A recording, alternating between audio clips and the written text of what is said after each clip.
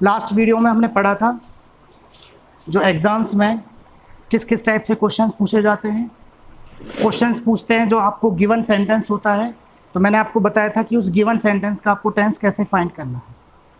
तो given sentence का tense find करने के मैंने आपको 3 तरीके बताए थे। जो भी कोई गिवन सेंटेंस होगा एग्ज़ाम में, किसी के भी एग्ज़ाम में, आप किसी भी कॉम्पिटिटिव एग्ज़ाम्स की बात कर सकते हैं। तो गिवन सेंटेंस में सबसे पहले आपको क्या करना था, मैंने आपको बताया था टेंस फाइंड करना है। सबसे पहले पता लगाइए कि वो जो सेंटेंस है उस सेंटेंस में कौन सा टेंस है, किस टेंस का सेंटेंस है। मैंने आपको बताया था जैसे ही आप टेंस फाइंड कर लोगे तो टेंस के अकॉर्डिंग आप देख लोगे कि उसमें ऑक्सिलरी हेल्पिंग वर्ब क्या है या मेन वर्ब उसमें क्या है, क्या आनी चाहिए और क्या दे रखी है। तो जब आपको पता चल जाएगा क्या आनी चाहिए, टेंस पता चल जाएगा, तो आपको इतना तो पता ही होगा कि क्या आनी चाहिए और क्या दे रखा है। अगर जो आनी चाहिए वो नहीं दे रखा, दैट मीन्स वो पार्ट गलत है, एरर है, और उसमें जो सही आनी चाहिए वो उसका सही आंसर होगा। तो क्वेश्चन में ये उठता है, सवाल ये उठता है कि टेंस कैसे फाइंड करेंगे। तो उसके मैंने आपको 3 तरीके बताए थे। अगर ये तीनों तरीके आप अच्छे से समझ जाओगे तो ये समझ लीजिए कि आपको बहुत मोस्ट इंपॉर्टेंट चीज़ है जो आपके आसानी से समझ में आ जाएगी। पहला तरीका मैंने बताया था कि आप यूज़ देखोगे, सेंटेंस का यूज़ देखोगे, सेंटेंस किस सेंस में यूज किया गया है। दूसरा तरीका मैंने आपको बताया था कि अगर यूज़ नहीं दे रखा तो कीवर्ड्स दे रखा होगा। अगर आप यूज़ से नहीं पहचान पाते तो आप कीवर्ड्स देख लीजिए, कहीं ना कहीं सेंटेंस में कीवर्ड्स दिया हुआ होगा। ठीक है। तीसरा तरीका मैंने आपको बताया था कॉम्बिनेशन। मैंने आपको बताया था 2 क्लोजेस का कॉम्बिनेशन होता है, उससे आप पहचान लेंगे। सभी टेंस के अपने अपने यूज़ होते हैं, तो यूजेस से आप पहचान लोगे। जब जैसे हम टेंस पढ़ेंगे तो यूज़, कीवर्ड्स और कॉम्बिनेशन तीनों चीज़ें साथ साथ पढ़ेंगे। सभी के अपने कीवर्ड्स होते हैं, कॉम्बिनेशन होते हैं। तो ये 3 चीज़ें हैं। इन 3 तरीकों से, इनके अलावा कोई और तरीका नहीं है, ये 3 तरीके हैं जिनसे आप उस गिवन सेंटेंस का टेंस फाइंड करोगे। जो भी सेंटेंस दिया गया है आपको, अगर उसका इन 3 तरीकों से आपने पता लगा लिया, 3 में से किसी ना किसी हिंट दिया होगा, या तो कॉम्बिनेशन का हिंट मिलेगा आपको, या कीवर्ड्स का मिलेगा, या यूज़ का। तो कोई से भी तरीके से, इन तीनों में से कोई से भी तरीके से अगर आपने टेंस पता लगा लिया तो आप उसका आंसर सही कर सकते हैं। अब देखिए, मैं आपको बता रहा था कि कॉम्बिनेशन जो होता है, कॉम्बिनेशन 2 क्लोजेस से जुड़ा होता है। 2 क्लोजेस होती है, उनसे मिलकर एक बड़ा सेंटेंस बना होता है, उसे हम कॉम्बिनेशन की बोल रहे हैं। ऑलराइट। तो कॉम्बिनेशन में मैंने आपको ये भी बताया था कि कंडीशनल जो सेंटेंस होते हैं, मैं इस टॉपिक को कॉम्बिनेशन में ही पढ़ाता हूं। जो कंडीशनल सेंटेंस होते हैं मैं इस टॉपिक को कॉम्बिनेशन में ही पढ़ाता हूं। तो पहले हम क्या है, कंडीशनल सेंटेंस में भी क्या होता है, 2 क्लोजेस जुड़ी होती हैं कंडीशंस वाइज। तो 2 क्लोजेस जुड़ी होती है कंडीशंस वाइज, वो भी एक तरह का कॉम्बिनेशन ही होता है। इसलिए पहले हम इसको पढ़ लेते हैं अच्छे से। उसके बाद जब हम टेंस पढ़ेंगे तो आप ध्यान रखिएगा कि जो भी हम 12 टेंस पढ़ेंगे, हर टेंस में तीनों चीज़ों को ध्यान रखेंगे। आपको टेंस में, देखो अभी तक आप पढ़ते थे टेंस में, आपने स्कूलिंग में पढ़े होंगे या आपने पहले कभी कॉलेज में या कहीं पे भी आपने खुद से पढ़े होंगे, तो आपने टेंस में हमेशा यही पढ़ा होगा, टेंस की पहचान क्या होती है, ता है, ती है, चुका है, चुकी है, रहा है, रही है। ये चीज़ें अब यहाँ काम नहीं करती, क्योंकि आपको एग्जामिनर ऐसा तो कहेगा नहीं कि सेंटेंस पहचानो, इसमें मैंने हिंदी में दे रखा है मोहन खाना खाता है, रमेश खाना बनाता है, तो ये प्रेजेंट इंडेफिनिट हो गया, अब इसको चेंज कर दो। नहीं, एग्जामिनर आपको बहुत थोड़ा डेप्थ में क्वेश्चन पूछता है, तो आपको उस तरीके को छोड़कर अब ये तरीका यूज करना पड़ेगा। ठीक है। तो आपको वो चीज़ें भूल जानी है। आपको ध्यान रखना है कि जो टेंस है, 12 के 12 टेंस में हमें तीनों चीज़ों को अच्छे से पढ़ना है। जब ये तीनों चीज़ें, 12 टेंस की तीनों चीज़ें हमें क्लियर हो जाती हैं, तो 12 टेंस में से कोई सा भी क्वेश्चन आप बना सकते हो, उस क्वेश्चन का आंसर आप निकाल दो। कहीं से भी आपसे क्वेश्चन पूछा जाए आप निकाल सकते हो आंसर। ठीक है। तो अब हम बात करते हैं कंडीशनल सेंटेंस की। जब हम टेंस, जैसे प्रेजेंट इंडेफिनिट, प्रेजेंट, पास्ट और फ्यूचर तीनों टेंस पढ़ रहे हैं, जब तीनों टेंस हम पढ़ेंगे तो तीनों टेंस की तीनों बातों को ध्यान रखेंगे। लेकिन उससे पहले हम कंडीशनल सेंटेंस को एक बार समझ लेते हैं कि ये कंडीशनल सेंटेंस होता क्या है, क्योंकि कॉम्बिनेशन जो होता है इसमें भी यही होता है, और कंडीशनल सेंटेंस में भी कॉम्बिनेशन का ही एक रूप है। तो इसको पहले एक बार अलग से निकाल कर पढ़ लेते हैं। उसके बाद जब हम टेंस वाइज पढ़ेंगे तो टेंस में तीनों चीज़ों को पढ़ते चलेंगे, हर टेंस की तीनों चीज़ें। ऑलराइट। तो वहां पर ये काम आ जाएगा अपने, ये कॉम्बिनेशन, क्योंकि ये ऑलरेडी अपन पढ़ चुके होंगे। तो इसको अलग से निकाल कर एक बार हम पढ़ते हैं कंडीशनल सेंटेंस।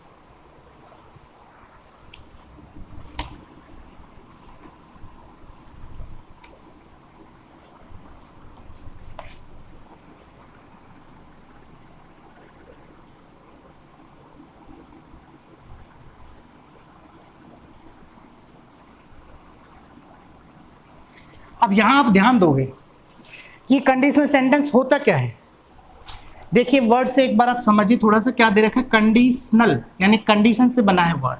किससे बना है, कंडीशन से। कंडीशन का मतलब क्या होता है, स्थिति, परिस्थिति, लेकिन कंडीशन का मतलब शर्त भी होता है। तो हम यहां बात करते हैं शर्त की। कंडीशन का मतलब शर्त, हम यहां बात करते हैं शर्त की। कंडीशनल सेंटेंस जो होते हैं इसमें दो क्लोजेस दी हुई होती हैं, यानी कि दो छोटे छोटे उपवाक्य, उनसे मिलकर एक बड़ा सेंटेंस बना होता है, दो क्लोजेस। ठीक है, तो क्लोज वन जिसको हम बोलते हैं subordinate close,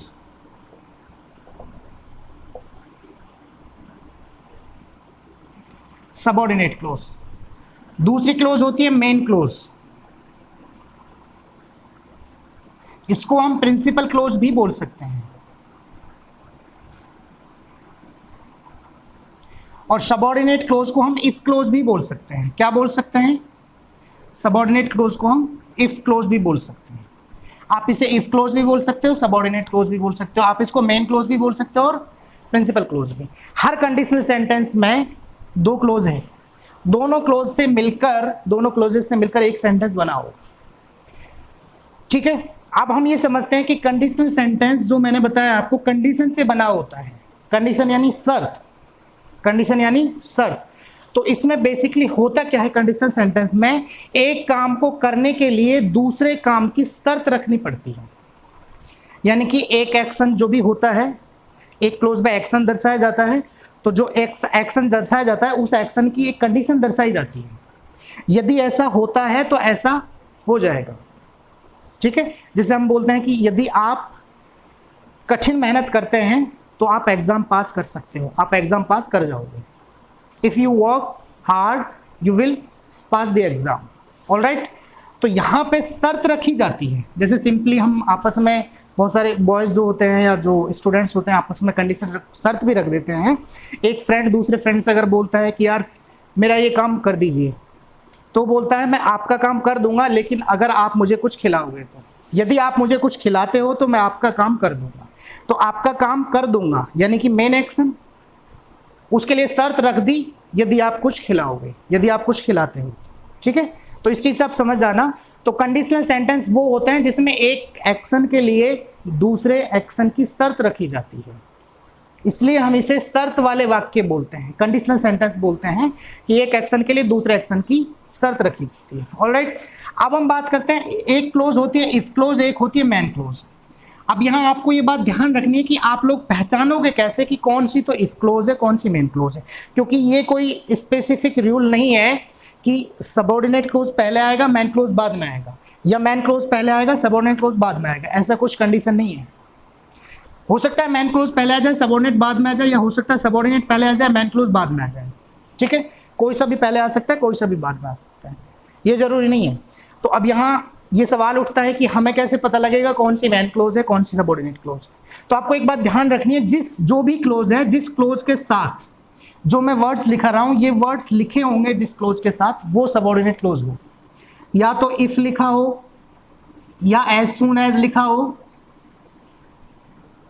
unless, until, in case, after, before, when, etcetera. तो जिस भी क्लोज के साथ इस तरह के वर्ड्स लिखे हैं, इफ लिखा है, as soon as, unless, until, in case, after, before, when, जिस क्लोज के साथ ये वर्ड्स लिखे हैं, तो आप समझ जाना कि वही क्लोज सबऑर्डिनेट क्लोज है, चाहे वो पहले आई हो चाहे वो बाद में आई हो। ठीक है, अब आपको इतना तो पता चल जाएगा कि जिस क्लोज के साथ ये वर्ड्स लिख रहे हैं वो सबऑर्डिनेट क्लोज है, तो जाहिर सी बात है सेंटेंस में दो ही क्लोज होती हैं। जब आपको सबऑर्डिनेट का पता चल गया तो ऑटोमेटिक दूसरी मेन क्लोज हो जाएगी, ये बात ध्यान रहेगी। ओके, आगे चलते हैं। अब यहाँ तक ठीक है, कंडीशनल सेंटेंस में दो क्लोजेज होती हैं और एक होती है सबऑर्डिनेट, एक होती है मैन क्लोज। सबऑर्डिनेट्स की पहचान ये है कि जिसके साथ ये वर्ड्स लगे होंगे वो सबऑर्डिनेट क्लोज होगी और दूसरी वाली मेन क्लोज होगी। अब मैं आपको बता देता हूं कि जो कंडीशन होती है, कंडीशनल सेंटेंस से कंडीशन दर्शाई जाती है। ठीक है, एक एक्शन होने के लिए दूसरे एक्शन की कंडीशन दर्शाई जाती है। तो ये जो कंडीशन दर्शाई जाती है, इन कंडीशंस की हम बात करते हैं। ये जो कंडीशंस होती हैं ये 3 तरह की होती हैं। पहली जो कंडीशन होती है जिसे हम बोलते हैं ओपन कंडीशन, पहली कंडीशन को क्या बोलते हैं? Open condition. दूसरी जो कंडीशन होती है उस दूसरी कंडीशन को हम बोलते हैं unfulfilled condition, unfulfilled condition, unfulfilled condition. Alright, तीसरी जो कंडीशन होती है, तीसरी कंडीशन को हम बोलते हैं इमेजिनरी कंडीशन। कौन सी condition? Imaginary condition, imaginary condition. तो कंडीशनल सेंटेंस में 3 कंडीशंस होती हैं, मतलब यानी कि कंडीशनल सेंटेंस में 3 कंडीशंस के सेंटेंस होते हैं। हर कंडीशन में 2 ही पार्ट्स होंगे सेंटेंस के। जैसे मान लीजिए ओपन कंडीशन वाले सेंटेंस है तो कंडीशनल सेंटेंस ओपन कंडीशन वाले हैं तो उसमें भी 2 क्लोज होंगी, सबऑर्डिनेट और मेन क्लोज। अनफुलफिल्ड वाले हैं तो अनफुलफिल्ड कंडीशन में भी 2 ही क्लोज होंगे, सबऑर्डिनेट और मेन क्लोज। इमेजिनरी कंडीशन वाले सेंटेंस है तो इमेजिनरी कंडीशन वाले सेंटेंस में भी 2 ही क्लोज होंगी, सबऑर्डिनेट क्लोज और मेन क्लोज। तो कंडीशनल सेंटेंस में हम 3 कंडीशंस को पढ़ते हैं, open condition, unfulfilled condition, imaginary condition. और तीनों कंडीशन में सेंटेंस के 2 ही पार्ट्स होते हैं, 2 ही क्लोजेज होती हैं, एक होती है सबऑर्डिनेट क्लोज, एक होती है मेन क्लोज। और वही चीज है जिसके साथ ये वर्ड्स लगे होंगे वो सबऑर्डिनेट होगी और दूसरी मेन होगी।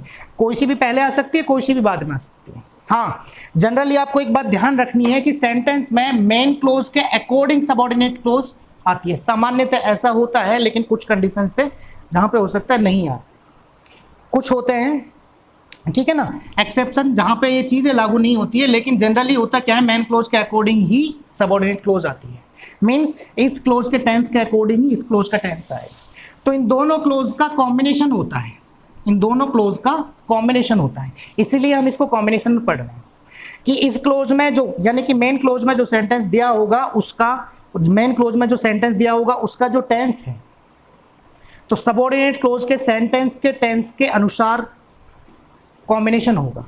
यानी कि इसके टेंस के अनुसार ही इसका टेंस आना चाहिए। जैसे मैंने बोला इसका टेंस मान ले फ्यूचर इंडेफिनिट है, तो अगर वो प्रेजेंट इंडेफिनिट के साथ कॉम्बिनेशन बनाता है तो मेन क्लोज में अगर फ्यूचर इंडेफिनिट होगा तो वहाँ डेफिनेटली प्रेजेंट इंडेफिनिट होना चाहिए सबऑर्डिनेट क्लोज में, क्योंकि ये इसका कॉम्बिनेशन है। और कॉम्बिनेशन को अपन चेंज नहीं कर सकते। जोड़ा है, जैसे जोड़ा होता है, जैसे मान लीजिए अपन शूज़ पहनते हैं, तो अगर आपने एक हमारे पास लेफ्ट पैर का शूज़ है तो डेफिनेटली हमारे पास दूसरा वाला जो शूज़ है वो राइट पैर का होगा। ऐसा ही होता है क्योंकि पेयर होता है, तो इसलिए कॉम्बिनेशन बोलते हैं इसको। ऑलराइट, तो आपको जनरली ध्यान रखना है कि मेन क्लोज के अनुसार सबऑर्डिनेट आनी चाहिए, सबऑर्डिनेट के अनुसार मेन नहीं आनी चाहिए, मेन के अनुसार सबऑर्डिनेट आनी चाहिए। ठीक है, अब हम आगे चलते हैं। यहां तक आप इसको वीडियो को रोक कर लिख लेना, नोट्स बनाते चलना साथ ही साथ। ठीक है,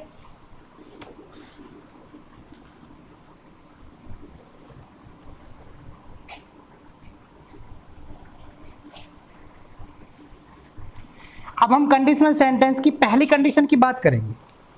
पहली कंडीशन कौन सी है? Open condition. पहली कंडीशन ओपन कंडीशन, दूसरी कंडीशन अनफुलफिल्ड इमेजिनरी। तो पहली कंडीशन की हम बात करेंगे। फर्स्ट है open condition.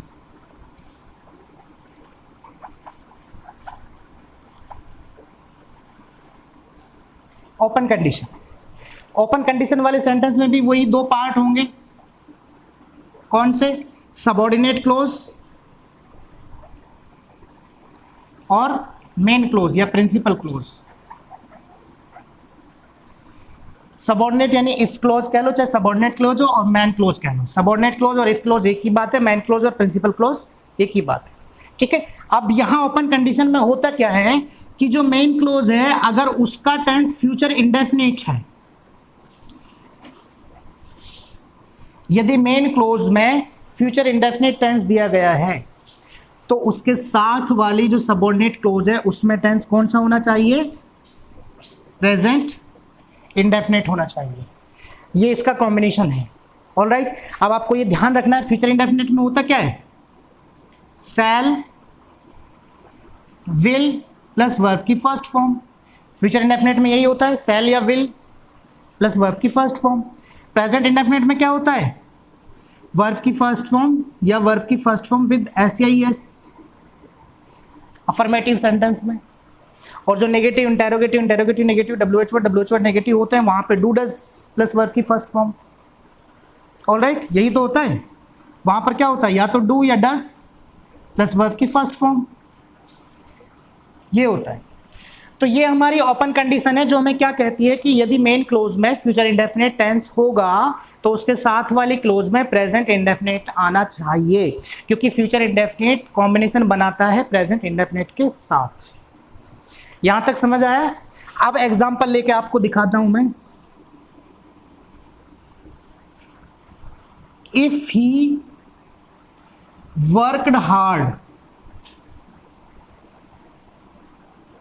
he will pass the exam। यहां मैंने आपको सेंटेंस लिखा, if he worked hard he will pass the exam. या तो मैं इसको एरर में बांट दूं, A part,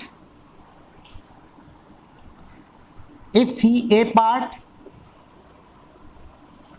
worked hard he will pass, B part, C part और डी पार्ट, और इसमें नेक्स्ट पार्ट ई पार्ट कर दूं नो एरर, या इन्हीं में से डी पार्ट को नो एरर कर देता हूं मैं, ठीक है।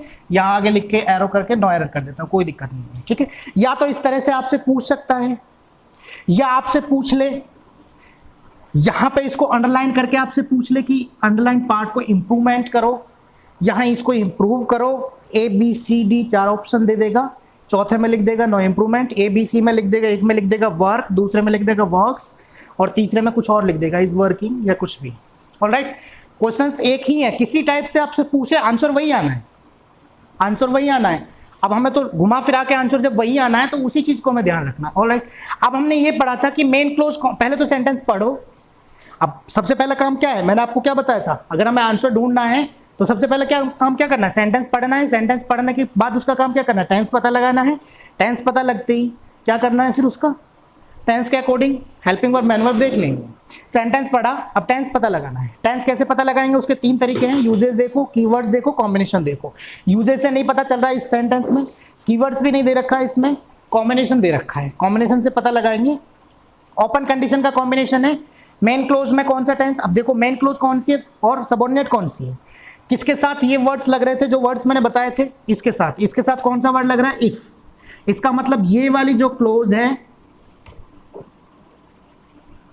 ये वाली सबऑर्डिनेट क्लोज है, और जब ये सबऑर्डिनेट है तो जाहिर सी बात है दूसरी वाली कौन सी हो जाएगी, मेन क्लोज। जब एक सबऑर्डिनेट है तो दूसरी वाली मेन क्लोज। मेन क्लोज में टेंस कौन सा है, शैल विल प्लस वर्ब की फर्स्ट फॉर्म, पास वर्ब की फर्स्ट फॉर्म है, यहां शैल विल दे रखा है। जब आपको मेन क्लोज का टेंस पता लग गया तो फ्यूचर इंडेफिनिट, तो आपको पता लगना चाहिए कि यहां पर सबऑर्डिनेट क्लोज में कौन सा टेंस आना चाहिए था, प्रेजेंट इंडेफिनिट। प्रेजेंट इंडेफिनिट में अफर्मेटिव सेंटेंस है तो क्या आना चाहिए था, या तो वर्ब की फर्स्ट फॉर्म या उसके साथ एस या एस, यही आना चाहिए था। यहां दे क्या रखा है, वर्ब की सेकंड फॉर्म। क्या दे रखा है, वर्ब की सेकंड फॉर्म, सेकंड फॉर्म दे रखा है ना। अब बहुत से बच्चे कहेंगे कि सर वर्ब की जो सेकंड फॉर्म होती है और थर्ड फॉर्म होती है, बहुत सारी वर्ब्स ऐसी होती हैं जिनकी सेकंड और थर्ड फॉर्म सेम होती है। यहाँ पे जो वर्ब है उसकी सेकंड और थर्ड भी सेम है, वर्क और वर्क। तो हमें कैसे पता कि सर ये सेकंड फॉर्म है या थर्ड फॉर्म है, तो आपको ये बात ध्यान रखना है, स्पेसिफिक इनमें डिफरेंस होता है। वो डिफरेंस क्या है कि वर्ब की जो थर्ड फॉर्म होती है वो हमेशा हेल्पिंग वर्ब के साथ आती है, वो हमेशा हेल्पिंग वर्ब के साथ आएगी। अगर बिना हेल्पिंग वर्ब के वर्ब की फॉर्म दे रखी है और जो सेकंड और थर्ड सेम है तो वो हमेशा सेकंड फॉर्म होगी। अगर कोई भी हेल्पिंग वर्ब दे रखी है उस वर्ब से पहले और सेकंड और थर्ड उसकी सेम फॉर्म है तो वो हेल्पिंग वर्ब उससे पहले दे रखी है तो वो हमेशा थर्ड फॉर्म होगी।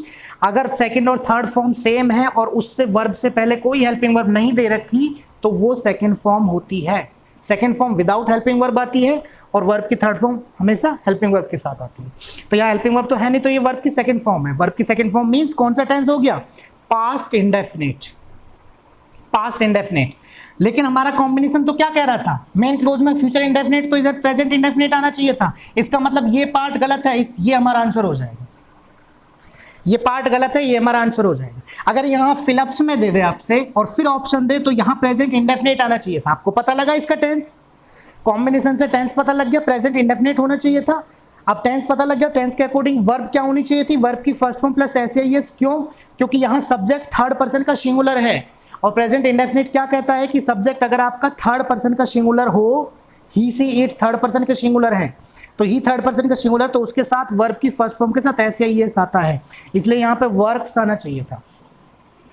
ये पार्ट गलत है। अगर यहाँ पे अंडरलाइन देके आपसे इंप्रूव करने को कहता तो भी ABC ऑप्शन में जो भी आपको वर्क्स दे रखा था वही आपका आंसर सही होता। फिलअप्स देता तो भी वर्क्स आपका आंसर सही होता। किसी भी टाइप से एरर से पूछ ले, फिलअप से पूछ ले, अंडरलाइन से पूछ ले, आंसर आपका वही आना है। कैसे आया कि सेंटेंस का आपने टेंस पता लगा लिया। टेंस कैसे पता लगा? कॉम्बिनेशन से, और टेंस पता लगाने से, कॉम्बिनेशन से टेंस पता लगा, टेंस के अकॉर्डिंग हमें पता लग गया कि क्या वर्ब आनी चाहिए थी। इस तरह से आपका आंसर ये हो जाएगा, ठीक है ना। तो यहां तक बात आपके क्लियर हुई।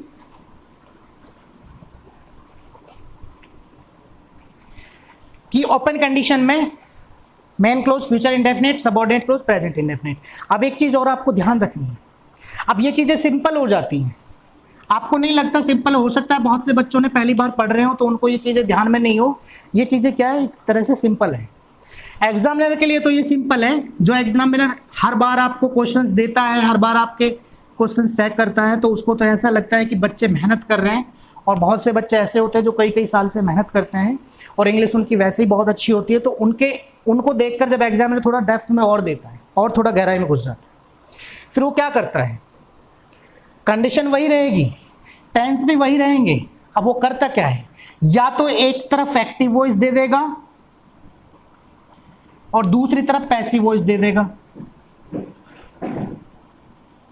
या इधर पैसिव दे देगा इधर एक्टिव, यानी कि दोनों क्लोज में सेंटेंस होगा और दोनों क्लोजेज होंगी, दोनों क्लोजेज में से किसी एक क्लोज को पैसिव वॉइस में दे देगा और किसी एक क्लोज को एक्टिव वॉइस में दे देगा।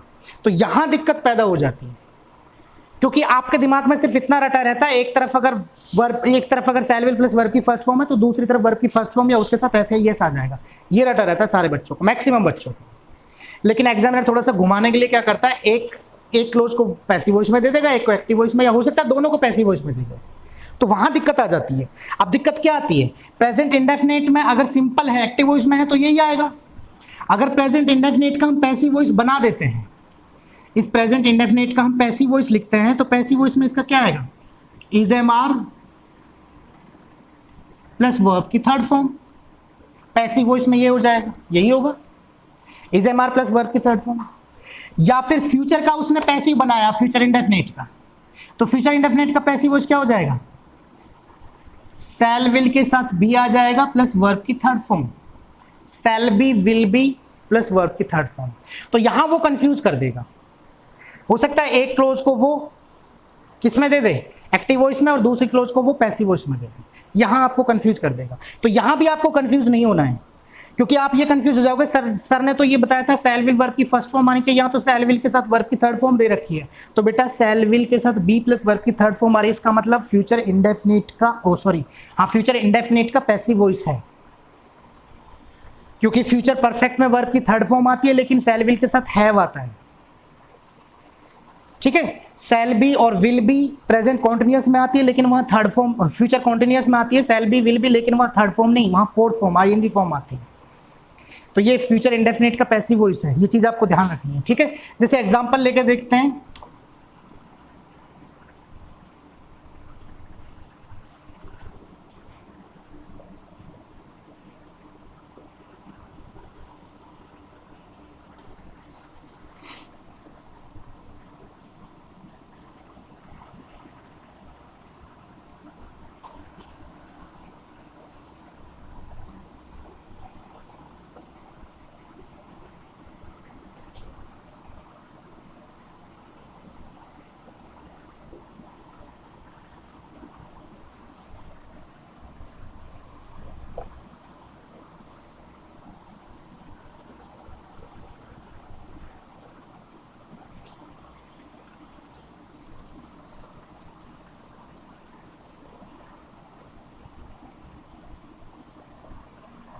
इसको एग्जांपल को मैं दूसरे तरीके से लेता हूं।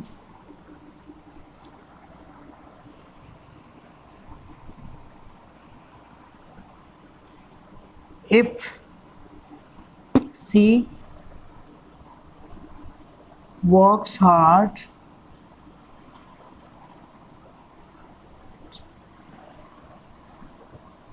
फर्स्ट पोजीशन और rank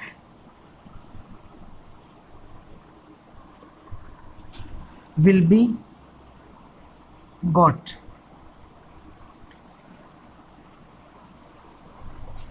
If she works hard, first position will be got. First position को यहां ऑब्जेक्ट को सब्जेक्ट बना दिया, विल बी वर्ब की थर्ड फॉर्म कर दी, ठीक है ना। यहां बाई प्लस जो ऑब्जेक्ट आना था उसको हटा दिया आपको कंफ्यूज करने के लिए।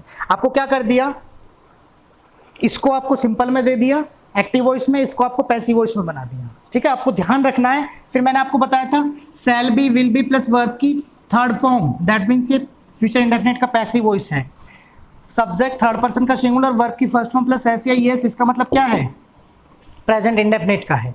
या फिर वो इसको पैसिव में बना दे और इसको एक्टिव में कर दे, ठीक है ना। तो आपको ये चीज ध्यान रखनी है, मैं आपको क्वेश्चंस दूंगा तो आप क्वेश्चंस जब सॉल्व करोगे तो आपको यही चीज दिमाग में रखनी है। अगर उन क्वेश्चंस में से आपको नहीं समझ में आए, आप उनके आंसर बताना, नहीं समझ में आए कमेंट में डालना, मैं उनके आंसर आपको एक्सप्लेन करके बताऊंगा, ठीक है।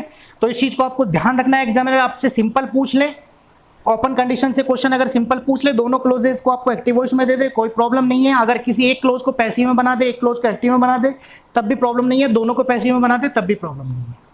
यहां तक ठीक है। अब ओपन कंडीशन हमारी यहां तक क्लियर होती है, ओपन कंडीशन हमारी क्लियर होती है। अब देखिए हम ओपन कंडीशन में दो इंपॉर्टेंट नोट्स पढ़ते हैं, दो बातें और ध्यान में देते हैं। हर चीज को, छोटी से छोटी चीज को हमें लेके चलना है, क्योंकि हम छोटी छोटी चीजें जब हमारी क्लियर नहीं होती तो यहीं हम अटक जाते हैं, ठीक है। तो हमने एक तरफ पढ़ा था, अगर आपको ध्यान हो थोड़ा सा ध्यान रखना, बीसी वीडियो में पढ़ा था हमने कि जो सबऑर्डिनेट क्लोज होती है उसको हम कैसे पहचानते हैं, उसके साथ कुछ वर्ड्स दिए हुए होते हैं।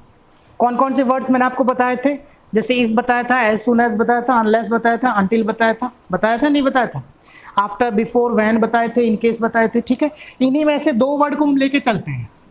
तो हम नॉट वन की बात करते हैं। नॉट वन हमारा क्या है कि अनलेस और अनटिल, दो वर्ड को हम लेके चल रहे हैं, ऑलराइट। अब मैं आपको अनलेस और अनटिल के बारे में बता देता हूं। आपको इतना तो पता होगा, अनलेस और अनटिल जिस क्लोज के साथ लगेंगे वो सबऑर्डिनेट क्लोज होगी। अनलेस और अनटिल जिस क्लोज के साथ लगेंगे वो सबऑर्डिनेट क्लोज होगी, जाहिर सी बात है।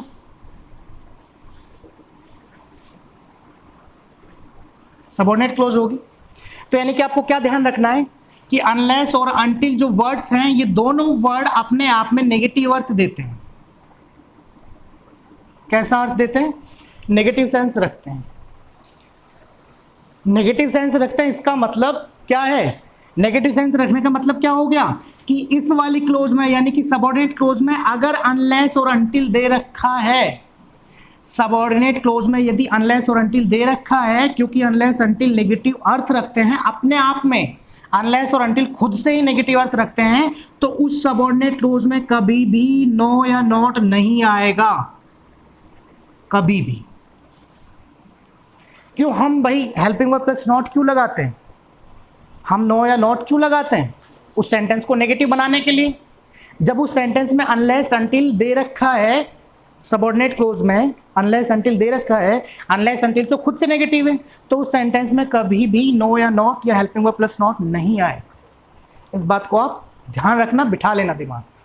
हाँ, इस सबऑर्डिनेट के साथ वाली जो मेन क्लोज है, इस सबऑर्डिनेट के साथ वाली जो मेन क्लोज है, उस मेन क्लोज में नो या नॉट या हेल्पिंग वर्ब प्लस नॉट आ सकता है, यहां कोई दिक्कत नहीं है। यहां आ भी सकता है और नहीं भी आ सकता, वो सेंटेंस पर डिपेंड करता है कि वो नेगेटिव हो भी सकता है और नहीं भी हो सकता। लेकिन जिस क्लोज में या जिस पार्ट, सेंटेंस का जो पार्ट है, क्लोज है, उसमें अनलेस या अनटिल लग गया तो वो नेगेटिव अपने आप से हो गया, तो उसमें दोबारा से नो या नॉट लगाने की जरूरत नहीं है, क्योंकि ये खुद ही अपने आप में नेगेटिव है, या नो या नॉट का अर्थ ही निकाल रहे हैं। तो वहां पे हेल्पिंग वर्ब प्लस नॉट नहीं आएगा, क्योंकि ये खुद नेगेटिव है। ध्यान रहेगा ये चीज। एग्जाम्पल लेके देखते हैं। Unless he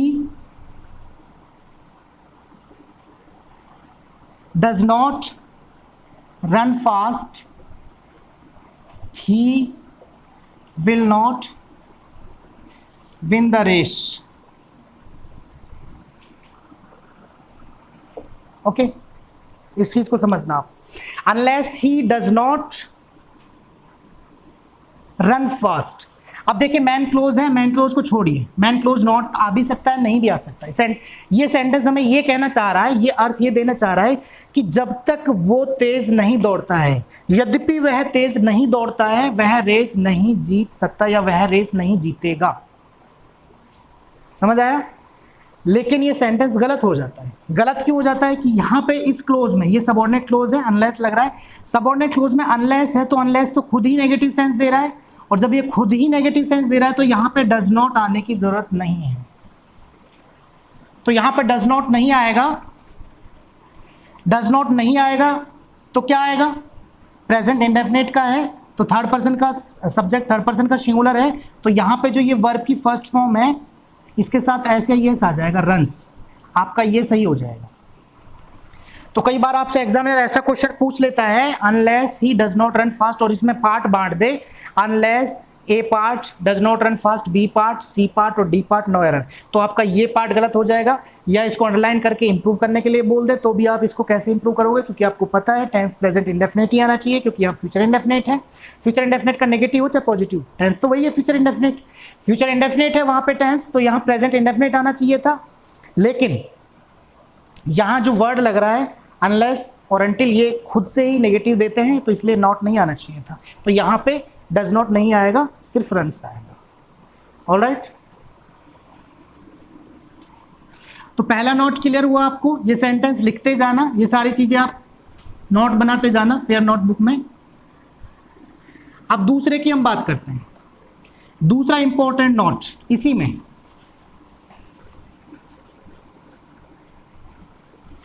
ओपन कंडीशन का ही हमने पढ़ा था कि क्या पढ़ा था, सबऑर्डिनेट क्लोज और जो मेन क्लोज है। सबऑर्डिनेट क्लोज में प्रेजेंट इंडेफिनिट टेंस होता है, मेन क्लोज में फ्यूचर इंडेफिनिट होता है। सबऑर्डिनेट क्लोज कौन सी होगी? जिसमें if as soon as, in case, unless, until, इस टाइप के वर्ड्स आते हैं, वो सबऑर्डिनेट क्लोज होगी। लेकिन उन्हीं वर्ड्स में से मैं कुछ वर्ड देखता हूं, देखो बताता हूं आपको, जैसे as if, as though, as if, as though, if only,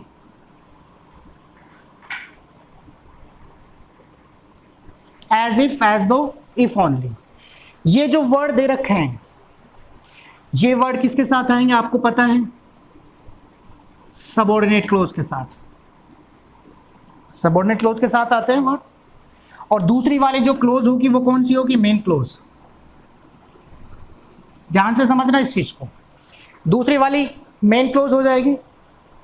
तो अब यहां पे जो ओपन कंडीशन की कंडीशन थी वो चेंज हो जाएगी, वो कंडीशन बदल जाएगी। वो कंडीशन कैसे बदल जाएगी? देखिए, कंडीशन ऐसे बदल जाएगी कि जो मेन क्लोज होगी आपकी, वो मेन क्लोज आपकी प्रेजेंट इंडेफिनिट में हो जाएगी। किस में हो जाएगी? प्रेजेंट इंडेफिनिट में।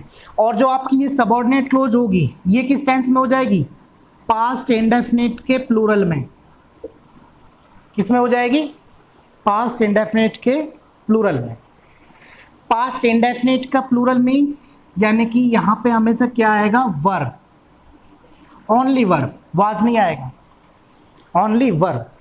वाज भी पास्ट इंडेफिनिट का है, वर्ब भी पास्ट इंडेफिनिट का है, लेकिन मैंने आपसे कहा पास्ट इंडेफिनिट का प्लूरल मीन्स ओनली वर्ब। ठीक है ना? तो यहां पे जिस क्लोज में ये वर्ड्स लगे हैं वो क्लोज आपकी हो जाएगी सबऑर्डिनेट क्लोज, और वो क्लोज का टेंस आपका होगा पास्ट इंडेफिनिट। उसके साथ वाली जो मेन क्लोज है उसका टेंस होगा आपका प्रेजेंट इंडेफिनिट। प्रेजेंट इंडेफिनिट यानी या तो वर्ब की फर्स्ट फॉर्म या उसके साथ फर्स्ट फॉर्म के साथ एस या यस। यहां तक ठीक है? अब एक क्वेश्चन आपके मन में, एक क्वेश्चन उठ रहा होगा, और क्वेश्चन उठने भी चाहिए। मैं आपको हमेशा बताता रहता हूं कि जब तक आपके क्वेश्चन नहीं उठेंगे क्रिएटिविटी आपकी नहीं जागेगी और आपको आंसर नहीं मिलेगा। क्वेश्चन ये उठा होगा कि सर आप बोल रहे पास्ट इंडेफिनिट, पास्ट इंडेफिनिट में वाज और वर्ब, हमने तो पास्ट इंडेफिनिट में वर्ब की सेकंड फॉर्म या फिर डिड प्लस वर्ब की फर्स्ट फॉर्म यही पढ़ा है। बच्चों ने क्या पढ़ा है? या तो वर्ब की सेकंड फॉर्म अफर्मेटिव सेंटेंस में, या डिड प्लस वर्ब की फर्स्ट फॉर्म बाकी सेंटेंस में, यही पढ़ा है। और मैं यहाँ पे आपको बता रहा हूँ वाज और वर्ब पास्ट इंडेफिनिट के। अब देखिए, एक इसमें एक शर्त होती है, बाकी मैं आपको आगे बताऊंगा, अभी थोड़ा सा हल्का सा बता देता हूं कि जो वाज और वर हैं, वाज और वर है, यदि वो हेल्पिंग वर्ब का काम करते हैं, हेल्पिंग वर्ब कब होंगे? जब उसके साथ मैन वर्ब लगी होगी। यदि वो हेल्पिंग वर्ब का काम करते हैं तो उसका टेंस होता है पास्ट कॉन्टिन्यूअस, तो वो किस टेंस के हो जाते हैं? Past continuous. लेकिन अगर ये वाज और वर जो हैं, वाज और वर मैन वर्ब का काम करते हैं, ये मैन वर्ब का काम कब करेंगे? जब उस सेंटेंस में मैन वर्ब नहीं दी गई होगी, तो वाज वर्ब खुद मैन वर्ब का काम करेंगे। तो जब ये मैन वर्ब का काम करेंगे तो उस सेंटेंस का टेंस कौन सा हो जाएगा? Past indefinite. कौन सा टेंस हो जाएगा? Past indefinite. यहीं पे इसी की बात कर रहे हैं, इसी चीज की यहां पे बात कर रहे हैं। पास्ट इंडेफिनिट में कोई मैन वर्ब नहीं दी गई होगी तो वाज वर यहां पे मैन वर्ब का काम करेंगे। और मैंने आपसे कहा सिर्फ प्लूरल, यानी कि सिर्फ वर आएगा, वाज नहीं आएगा। आप देखो ये बात ध्यान रखना, कंडीशनल सेंटेंस में और भी आगे वर का रोल आएगा। तो जब भी कंडीशनल सेंटेंस में पास्ट इंडेफिनिट की बात हो तो या तो वहां पे वर्ब की सेकंड फॉर्म की बात होगी या सिर्फ वर की बात होगी। कंडीशनल सेंटेंस में हमेशा वर आता है, वाज का कोई रोल नहीं होता। चाहे सब्जेक्ट आपका सिंगुलर हो चाहे सब्जेक्ट प्लूरल हो, सबके साथ वर आता है। हालांकि जब हम पास्ट कॉन्टिन्यूअस टेंस पढ़ते हैं तो उसमें हेल्पिंग वर्ब के रूप में वाज वर्ब को पढ़ते हैं, तो हम ये पढ़ते हैं कि जो हेल्पिंग वर्ब, यानी कि जो हेल्पिंग वर्ब सिंगुलर है, यानी कि अगर उस सब सेंटेंस का सब्जेक्ट थर्ड पर्सन का सिंगुलर है या कोई सिंगुलर नेम है तो उसके साथ वाज आएगा। अगर वो प्लूरल है या कोई प्लूरल नेम है या फर्स्ट पर्सन का है तो उसके साथ वर आएगा। यहाँ तो सिंगुलर प्लूरल होता है लेकिन यहाँ सिर्फ वर आता है, वाज का कोई रोल नहीं, चाहे सब्जेक्ट सिंगुलर हो चाहे सब्जेक्ट प्लूरल हो। ठीक है ना? ऐसे ही वाज वर्ब की तरह और भी वर्ब होती है, मैं आपको जब बताऊंगा आगे। ठीक है, जैसे इज एम आर लगा लो आप, इज एम आर। जब ये हेल्पिंग वर्ब का काम करेंगी, हेल्पिंग वर्ब का काम कब करेंगी? जब सेंटेंस में हेल्पिंग वर्ब ये भी होंगी और इनके साथ मैन वर्ब भी होगी। जब ये हेल्पिंग वर्ब का काम करेंगी, जब तो ये हो जाएंगी प्रेजेंट कॉन्टिन्यूअस की। लेकिन जब ये मैन वर्ब का काम करेंगी, जब is am are main verb का काम कब करेंगी? जब वहां पे मैन वर्ब नहीं होगी, सिर्फ इज एम आर होगी। जब ये मैन वर्ब का काम करेंगी तो वो टेंस हो जाएगा उसका प्रेजेंट इंडेफिनिट। कौन सा टेंस हो जाएगा? Present indefinite. जैसे हम सिंपली बोलते हैं ना कि जैसे आई एम ए टीचर, ये सेंटेंस तो आपने सुना होगा, आई एम ए टीचर। तो यहाँ पे एम दे रखा है। जैसे मैं आपसे बोलूं this is a marker, this is a marker, I am a teacher. ठीक है, तो आपने सोचा ना इज आ गया, this is a marker is आ गया, एम आ गया, तो इज एम आर आ गए, तो ये तो प्रेजेंट कॉन्टिन्यूअस का होना चाहिए, लेकिन नहीं। प्रेजेंट कॉन्टिन्यूअस का वो तब बनेगा जब इज एम आर के साथ वर्ब की फर्स्ट फॉर्म प्लस आईएनजी, यानी कि मैन वर्ब भी आनी चाहिए थी। मैन वर्ब कौन सी आएगी? फोर्थ फॉर्म, वर्ब की फर्स्ट फॉर्म प्लस आईएनजी। तो यहाँ पे मैन वर्ब तो कहीं दे नहीं रखी, तो इज एम आर खुद मैन वर्ब पे काम कर रहे हैं, तो ये प्रेजेंट इंडेफिनिट का टेंस है। किसका टेंस है? प्रेजेंट इंडेफिनिट का। ठीक है ना? ऐसे ही वाज वर्ब होता है, ऐसे ही हैज हैव में होता है, ऐसे ही हैड में होता है। जब हैड मैन वर्ब का काम करता है तो पास्ट इंडेफिनिट का हो जाता है। जब हैड हेल्पिंग वर्ब का काम करता है तो हेल्प उसके साथ मैन वर्ब आती है, वर्ब की थर्ड फॉर्म, तो वो पास्ट परफेक्ट का हो जाता है। हैज हैव जब मैन वर्ब का काम करेंगे, हेल्पिंग वर्ब नहीं आएगी, मैन वर्ब वहां पे नहीं आएगी, तो वो खुद मैन वर्ब का काम करेंगे हैज हैव, तो वो प्रेजेंट इंडेफिनिट के हो जाएंगे। अगर हैज हैव के साथ वर्ब की थर्ड फॉर्म आएगी तो वो प्रेजेंट परफेक्ट के हो जाएंगे, क्योंकि वहां पे वो हेल्पिंग वर्ब का काम करेंगे। ऑलराइट, ये छोटी सी छोटी चीजें हैं लेकिन आपको ये ध्यान रखनी है। बहुत सारे बच्चों को नहीं पता होता, या बहुत सारे टीचर जब पढ़ाते हैं ये चीजें भी नहीं बताते। ठीक है ना? तो ये चीज आपको ध्यान रखनी। कई बार ऐसा होता है, बचपन में हम भी कई बार ऐसे सोचते थे कि सर आप जैसे सेंटेंस होता है I am a teacher, I am a student, this is a marker, this is a chalk, this is a board, this is a table, this is a chair. तो ये सेंटेंस किस tense के हैं? तो उस time पे तो हमें तो हमारे टीचर ऐसे बताते थे, बेटा ये टेंस से बाहर है, जो सेंटेंस है ये टेंस से बाहर के हैं, टेंस से इनका कोई संबंध नहीं है। लेकिन ऐसा कोई सेंटेंस नहीं है जिसका टेंस से कोई संबंध ना हो। जिस भी सेंटेंस में अगर सब्जेक्ट है, सब्जेक्ट के साथ वर्ब या हेल्पिंग वर्ब, चाहे मैन वर्ब, सब्जेक्ट के साथ अगर वर्ब दे रखी है, चाहे वो कोई सी भी हो, तो वहां पे टेंस का रोल आएगा ही आएगा। और सेंटेंस बिना सब्जेक्ट बिना वर्ब के बनेगा नहीं। ऐसा तो कभी आपने देखा नहीं, एक वर्ड से कोई सेंटेंस बन गया नहीं। ठीक है ना? तो वर्ब जरूर आएगी, और जब भी वर्ब आएगी तो वहां टेंस का रोल जरूर आएगा। ठीक है? तो इज एम आर उस टाइम पे बताने वाला ऐसा कोई नहीं होता कि ये चीज आपको क्लियर कर दे। तो अब हम यहाँ पे क्लियर करते चल रहे हैं, ये चीज क्लियर रखना। ठीक है? तो अब हम बात करते हैं एज दो, एज इफ और इफ ऑनली की। तो ओपन कंडीशन में यदि सबऑर्डिनेट क्लोज में ये वर्ड हो, सिर्फ यही वर्ड, और वर्ड की हम बात नहीं कर रहे। अगर सिर्फ इफ हो तो वही है, वही नियम पहले वाला जो अपना था कि सिर्फ इफ होगा या एज सून एज होगा, unless, until, in case, after, before, when होगा, तो वही कंडीशन लगेगी फ्यूचर इंडेफिनिट मेन क्लोज में, प्रेजेंट इंडेफिनिट सबऑर्डिनेट क्लोज में। लेकिन यहाँ as if, as though, if only, ये 3 वर्ड एक्सेप्शन में पढ़ते हैं इसलिए हम इनको, ठीक है, इसलिए हमने इंपॉर्टेंट नोट में नोट 2 पढ़ रहे हैं। तो अगर ये वर्ड दे रखे हैं तो ये किसके साथ होंगे? सबऑर्डिनेट क्लोज के साथ। तो सबऑर्डिनेट जो क्लोज है उसका टेंस कौन सा हो जाएगा? पास्ट इंडेफिनिट, या तो वर्ब की सेकंड फॉर्म हो या फिर वहां पे वर हो, पास्ट इंडेफिनिट, ठीक है। और मेन क्लोज कौन सी हो जाएगी? Present indefinite. प्रेजेंट इंडेफिनिट में या तो वर्ब की फर्स्ट फॉर्म या वर्ब की फर्स्ट फॉर्म के साथ ऐसे ही है, ठीक है ना। अब जैसे एग्जांपल लेके चलते हैं इसका, पहला एग्जांपल लेते हैं।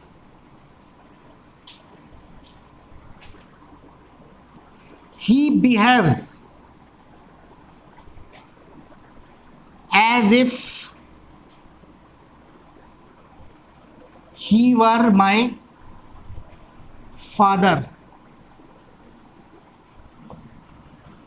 All right, सेंटेंस क्या दे रखा है? He behaves as if he were my father. As if आ गया, as if किस क्लोज के साथ आया? इस क्लोज के साथ आया या इस क्लोज से जस्ट पहले आया, तो ये क्लोज कौन सी हो जाएगी? वर। वर आ गया, वर आ गया, इसका मतलब ये क्लोज कौन सी होगी? Past indefinite. कौन सा टेंस में होगी? पास्ट इंडेफिनिट में। ये सबऑर्डिनेट क्लोज हो गई और वो सबऑर्डिनेट क्लोज का टेंस कौन सा हो गया? Past indefinite. ये सबऑर्डिनेट क्लोज हो गई, उसका टेंस हो गया पास्ट इंडेफिनिट, ठीक है। सभी कंडीशन में वर आए, कंडीशनल सेंटेंस में सिर्फ वर आता है, वाज का रोल नहीं है। वैसे तो ही सब्जेक्ट है जो सिंगुलर है उसके साथ वाज आना चाहिए था, लेकिन नहीं, कंडीशनल सेंटेंस है तो सभी सब्जेक्ट के साथ वर आएगा, चाहे सब्जेक्ट सिंगुलर हो चाहे प्लूरल हो, ठीक है ना। अब ये कौन सा टेंस है? ये सब्जेक्ट है, ये वर्ब की फर्स्ट फॉर्म के साथ ऐसे यस लग रहा है, वर्ब की फर्स्ट फॉर्म के साथ ऐसे यस, कौन सा टेंस हो जाएगा भाई? Present indefinite. कौन सा टेंस? Present indefinite. ऑलराइट, ठीक है। तो एज इफ, ये मैंने आपसे पहले ही बता दिया था कि जो सबऑर्डिनेट क्लोज और मेन क्लोज है, चाहे कोई सी भी पहले कोई सी भी बाद में, उससे कोई फर्क नहीं पड़ता। तो ये वर्ड जिसके साथ लगता है वो सबऑर्डिनेट क्लोज होती है, जिससे जस्ट पहले ये वर्ड लगे वो सबऑर्डिनेट क्लोज होती है। इसके साथ ये वर्ड लग रहे हैं, ये सबऑर्डिनेट क्लोज है। सबऑर्डिनेट क्लोज का टेंस कौन सा हो गया? Past indefinite. पास्ट इंडेफिनिट हो गया। मेन क्लोज है, दूसरी वाली मेन क्लोज बची, मेन क्लोज का टेंस कौन सा हो गया? प्रेजेंट इंडेफिनिट, ठीक है। थर्ड पर्सन का सिंगुलर सब्जेक्ट है तो वर्ब की फर्स्ट फॉर्म के साथ ऐसे ही है। सब्जेक्ट यहाँ प्लूरल होता तो सिर्फ वर्ब की फर्स्ट फॉर्म आती। ऑलराइट, दूसरा एग्जांपल लेके देखते हैं। सी वॉक्स एज दो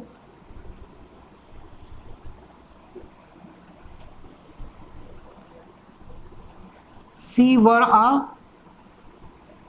मॉडल, ठीक है। देखिए एज दो आ गया, ये वाली सबऑर्डिनेट क्लोज हो गई आपकी, सबऑर्डिनेट क्लोज हो गई।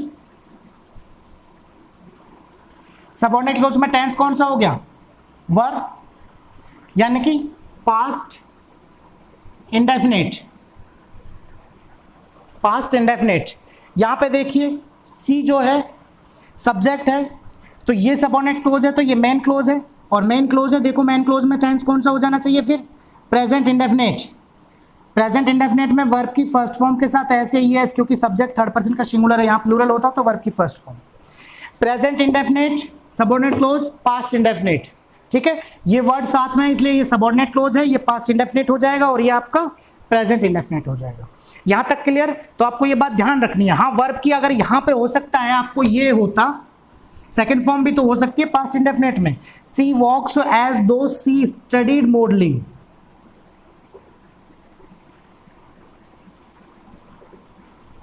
ये भी हो सकता था सेंटेंस।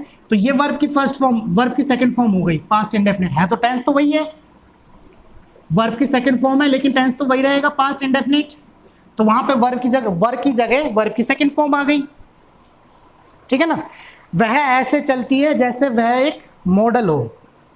होता है ना कई बार, बहुत सारी लड़कियां मतलब उनकी चाल ही ऐसी होती है, वो चलती हैं ऐसे जैसे वो मॉडलिंग करती हो, या उन्होंने मॉडलिंग सीखी हो, स्टडीड मॉडलिंग सीखी हो, या वो मॉडल हो, ठीक है ना। तो हम बोलते हैं ना कई बार आम भाषा में भी कि वह ऐसे बर्ताव करता है जैसे वह मेरा पापा हो, मतलब बात बात पे डांटते रहना, किसी छोटी सी बात पे ये करना, वो फालतू की बातें ये समझाना, या किसी बात पे डांटना, मतलब फादर का सा हमें हमारे ऊपर बिल्कुल वो पोजीशन दिखाना, इस टाइप से।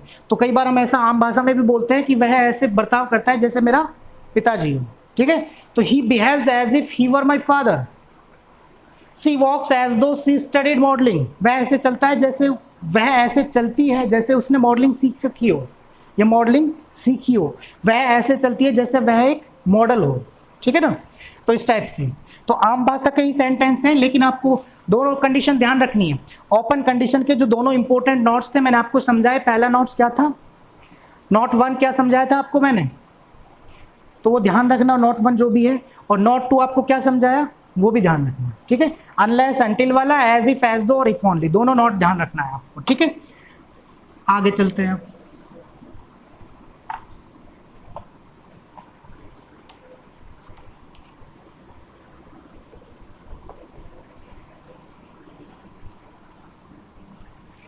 ओपन कंडीशन में वन लास्ट थिंग जो मैं आपको बताना चाहता हूं, ठीक है ना, उसको आप ध्यान रखिएगा कि हमने स्टार्टिंग में एक चीज पढ़ी थी कि जो भी सबऑर्डिनेट क्लोज है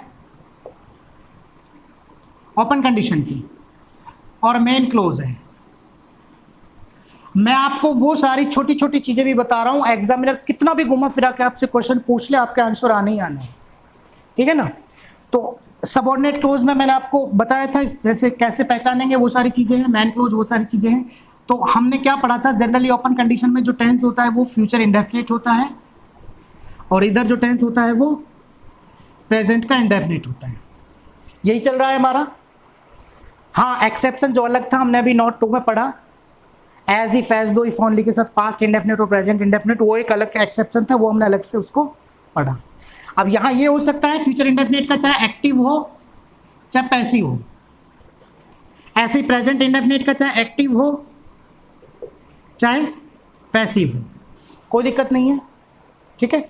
लेकिन इंग्लिश ग्रामर में इसी कंडीशन में एक चीज और बताई गई है, वो जनरल भाषा में हम कैसे समझते हैं कि जो फ्यूचर इंडेफिनिट था उसमें हमारा क्या आ रहा था, शैल, विल प्लस वर्ब की फर्स्ट फॉर्म, और जो प्रेजेंट इंडेफिनिट था या वर्ब की फर्स्ट फॉर्म या वर्ब की फर्स्ट फॉर्म के साथ एस या ईएस। ऑलराइट, ठीक है ना। तो मैं आपको बता देता हूं कि कई बार सेंटेंस में ऐसा होता है कि यहां पर जो फ्यूचर इंडेफिनिट है, यहां पर शैल विल के अलावा, देखो शैल विल क्या है वैसे, हेल्पिंग वर्ब फ्यूचर इंडेफिनिट की। उसके साथ साथ ये बात बिल्कुल मत भूलना कि शैल विल जो है मॉडल भी है, शैल विल जो है मॉडल भी है, ठीक है ना। मॉडल्स जैसे हम पढ़ते हैं shall, should, will, would, can, could, may, might, must, shall और विल मॉडल भी हैं। तो ऐसा भी हो सकता है कि शैल विल मॉडल के अलावा वहां पर कोई और मॉडल आ जाए, इनके अलावा कोई और मॉडल आ जाए, कैन आ जाए, मे आ जाए, कोई सा भी मॉडल आ सकता है, कैन आ जाए, मे आ जाए, या कोई सा भी मॉडल, ठीक है ना। प्रेजेंट को दर्शाने वाले, इस चीज को बारीकी से ध्यान रखना, प्रेजेंट को दर्शाने वाले मॉडल, ये मॉडल वही होंगे जो प्रेजेंट को दर्शाते हैं। अब आप ये कहोगे कि सर कैसे प्रेजेंट को, देखिए कुछ मॉडल ऐसे हैं जो पास्ट को दर्शाते हैं। जैसे शैल के पास्ट को कौन सा मॉडल दर्शाता है, शुड, विल के पास्ट को वुड, कैन के पास्ट को कुड, मे के पास्ट को माइट, ये मॉडल उनके पास्ट फॉर्म को दर्शाते हैं ना, ठीक है। तो प्रेजेंट को दर्शाना, जैसे कैन है, मे है, इनमें से कोई सा भी मॉडल आ जाए जो प्रेजेंट को दर्शाते हैं, ऑलराइट। तो ये भी हो सकता है। तो आप ये मत समझना कि सर ने तो हमें इतना ही पढ़ाया था, शैल, विल प्लस वर्ब की फर्स्ट फॉर्म, यहाँ तो कैन और मे आ गया, यहाँ कंफ्यूज हो गए। कंफ्यूज नहीं होना है। शैल, विल की मॉडल कोई सा भी आए, वर्ब की उसके साथ फर्स्ट फॉर्म ही आएगी, और ये ग्रामर का नियम ही है कि हमेशा मॉडल के साथ वर्ब की फर्स्ट फॉर्म आती है, चाहे वो प्रेजेंट फॉर्म का मॉडल हो, चाहे वो पास्ट फॉर्म का मॉडल हो, शैल हो, शुड हो, विल हो, वुड हो, कैन हो, कुड हो, मे हो, माइट हो, मस्ट हो, नीड हो, कोई सा भी मॉडल हो। अगर वो मॉडल है, मॉडल का काम कर रहा है, तो उसके साथ हमेशा डायरेक्ट वर्ब की फर्स्ट फॉर्म आएगी। हाँ, अगर उसके बीच में हैव आ गया तो वर्ब की थर्ड फॉर्म आ जाएगी। जैसे कोई भी मॉडल है, अगर मॉडल के बाद डायरेक्ट वर्ब आएगी तो वर्ब की फर्स्ट फॉर्म। अगर कोई भी मॉडल है, मॉडल के बाद अगर हैव आ गया या बी आ गया या कोई और वर्ड आ गया, बी आ गया, हैव आ गया, कोई और वर्ड आ गया, तो वहां पे थर्ड फॉर्म आ जाएगी, ठीक है ना। तो यहाँ मॉडल के जस्ट बाद आनी है, तो यहाँ पे कौन सी फॉर्म आएगी, फर्स्ट फॉर्म आएगी, ठीक है ना। तो ये भी हो सकता है एक ओपन कंडीशन में ही, ठीक है। जैसे एग्जांपल मैं आपको देता हूं, if he allows me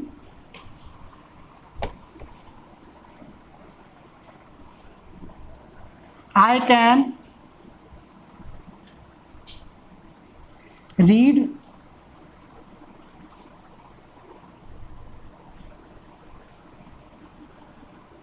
read this book.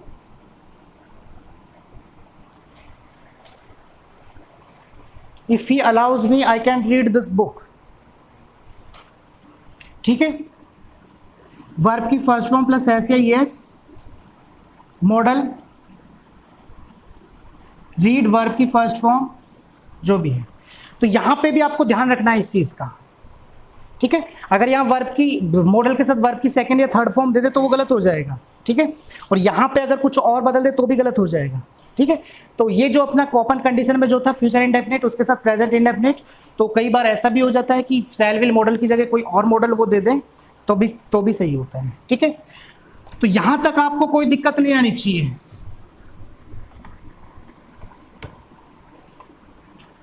हमने कंडीशनल सेंटेंस आज पढ़ना स्टार्ट किया था। कंडीशनल सेंटेंस में भी हम कॉम्बिनेशन ही पढ़ रहे हैं, एक क्लोज का दूसरे क्लोज के साथ कॉम्बिनेशन। तो कंडीशनल सेंटेंस के हमने तीनों कंडीशन पढ़नी थी, ओपन कंडीशन, अनफुलफिल्ड कंडीशन और इमेजिनरी, तीनों कंडीशन पढ़नी थी। पहली कंडीशन हमने पढ़ ली कंप्लीट, दो कंडीशन हमारी बाकी हैं। पहली कंडीशन हमने कंप्लीट पढ़ ली। इस कंडीशन में जो भी छोटे छोटे इंपॉर्टेंट जो भी नोट्स हैं, इंपॉर्टेंट पॉइंट्स हैं, ये जो भी एक्सेप्शंस हैं, जो भी छोटी छोटी थिंग्स हैं, हमने सबको बारीकी से एक्सप्लेन करके आपको समझाया, छोटे छोटे एग्जांपल्स देकर आपको समझाया। अब इस कंडीशन में से कोई सा भी एग्जामिनर आपसे किसी भी प्रकार का क्वेश्चन आपसे पूछ ले, किसी के भी एग्जाम में, आप चाहे एयरफोर्स का दे रहे हो, नेवी का दे रहे हो, डिफेंस में किसी का भी एग्जाम, उसके साथ साथ ही आप चाहे एसएससी का, पटवार, हाईकोर्ट, कोई किसी भी एग्जाम आप दे रहे हो, तो कैसा भी आपसे क्वेश्चन पूछ ले तो आपका आंसर आ जाएगा अगर आपने ये चीज़ें समझ ली तो, ठीक है। इस कंडीशन में किसी भी टॉपिक में आपको कहीं भी हम पढ़ रहे हैं उसका एक्सप्लेन करके किसी भी चीज़ में आपको कोई दिक्कत आती है तो आप उसमें कमेंट बॉक्स में कमेंट कर दिया करें वीडियो के बाद। आप बहुत सारे बच्चे क्या है कि बेफिजूल के कमेंट्स करते हैं, गुड सर, नाइस सर, बहुत अच्छा सर, वेल डन सर। ये चीज़ें कमेंट करने की बजाय आप उसको पढ़ो, आपको जो प्रॉब्लम है उस प्रॉब्लम को पूछो, या उससे संबंधित जो भी आपको क्वेरी है किसी बुक में से या कहीं से भी आप पढ़ रहे हैं, कोई भी क्वेरी है, कोई भी क्वेश्चन है, आप पूछिए और साथ ही साथ इसके आप नोट्स बनाते चलिए, ठीक है ना। तो ये बात आप ध्यान रखिएगा। इसके बाद अगली वीडियो में हम पढ़ेंगे, दोनों कंडीशन है जो नेक्स्ट वीडियो में हम पढ़ते हैं, ठीक है। Thank you.